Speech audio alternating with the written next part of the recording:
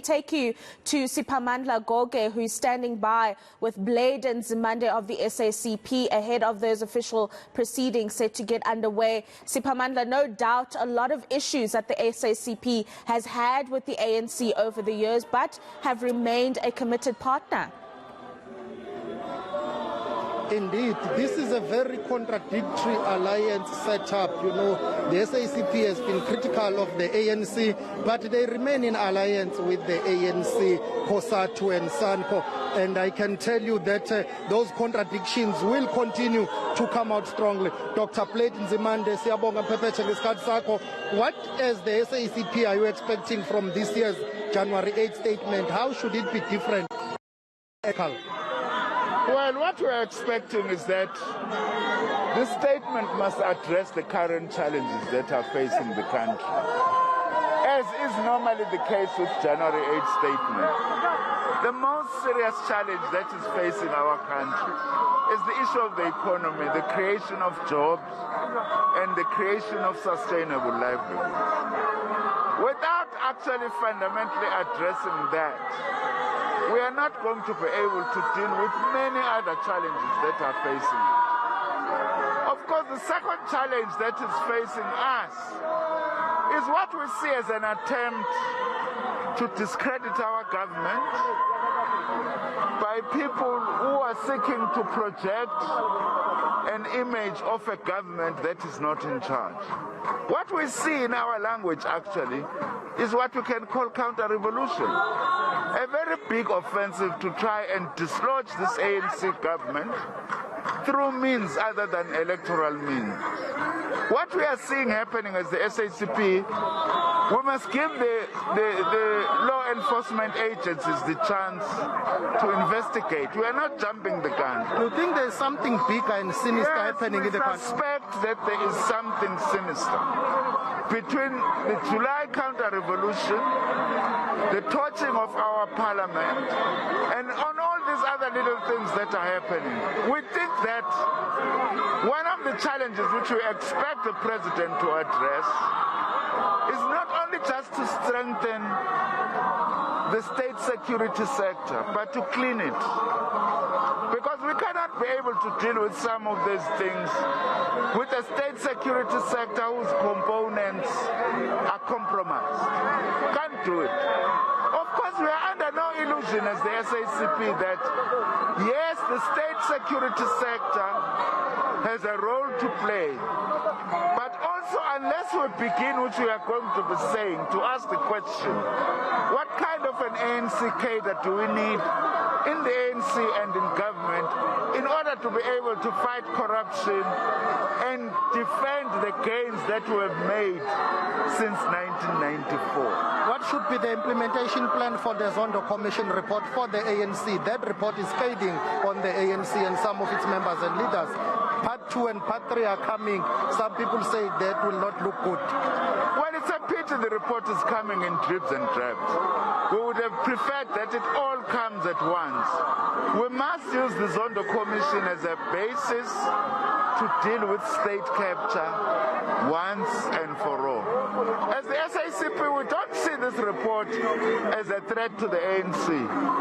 Together with the ANC and as the alliance, we must just act.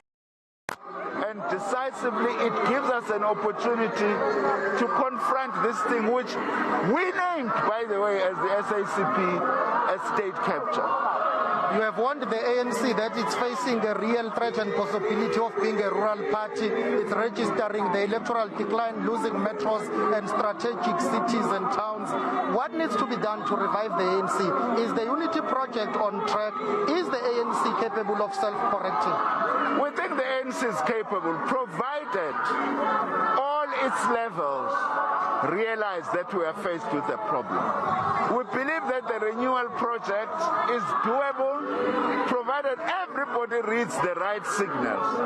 The elections last year have sent a very important message, and if the ANC is able to take that message to heart, that its own is saying things we are unhappy about. I do believe that the ANC is capable of taking itself out of this situation. There are calls for ANC President Cyril Ramaphosa to get a second term. Stan Machabata, Limpopo provincial chairs, endorsed him. What are you saying as the SACP? Well, that's a matter for the ANC. We don't interfere in the internal affairs of the organization. All we can say is that we support the renewal project as led by President Ramaphosa. Thank you very much for your time. That is Dr. Platon Zimana, Secretary General of the SACP, the veteran of the ANC, former TG. This January 8th statement comes at a time whereby the ANC is limping. What needs to be done to ensure that the ANC reconstructs itself, reunites, and is able to reclaim this lost ground? Well, we have got an NEC which was elected in the last conference. And this NEC must face the difficult questions of facing the ANC. It must deal with the issue of uniting the ANC. Because if it's not united, it will go asunder. It will split. And we don't want it to split. We want it to be together like this. We must renew it, which means we must implement the step-aside rules of discipline, evenly, fairly, against anyone who's facing allegations, who's been charged, who's been convicted. So the issue of discipline must come into place. What is more important, away from all these things, the ANC must go back to the grassroots, to the rural masses. It must go back to the squatter camps. It must go back to the intelligentsia of this country. It must win the confidence of business, intelligentsia, unions, and everyone in society. The ANC is a leader of society, but it must behave like a leader of society. It's unable to pay salaries. You are the former TG. What should be done to rectify the situation of a broke, financially unstable ANC?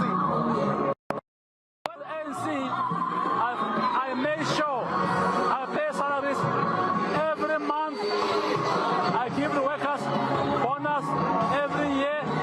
I increase the salary every year by 7%. So since I left, I don't know what happened. I can't comment on that. But fundraising is about values. It's about aspirations. The people must believe in the ANC. If they believe in the ANC, they'll give the ANC money. If the people lose confidence in the ANC, they will not give the ANC money. So the ANC must restore the confidence of the people and to get money. And the ANC must go and raise funds across the boundaries of this country. Some of our friends, and declare those donations. Okay. Are you available to contest as the ANC president in December? No one has approached me about that, and I think it's the wrong time to talk about that. We must talk about the policy conference, the policy of the ANC, how do we want to govern this country, and not be defocused by conferences which are electing leaders. Thank you very much for your time. That's the ANC. I've spotted Finance Minister here in Okotongwane. Before I left to get away, the issues of the economy, the reconstruction of the economy will be at the center of this January 8th statement. Things are not looking good in the country. How will this January 8th statement be different, and how is it going to inspire hope about the economic situation in the country? A January 8th statement is a statement of objectives for the year. In itself, it does not turn it into a program implementation. What you are likely to see is a statement of the objectives, what the ANC outcomes it hope to achieve by the end of this year.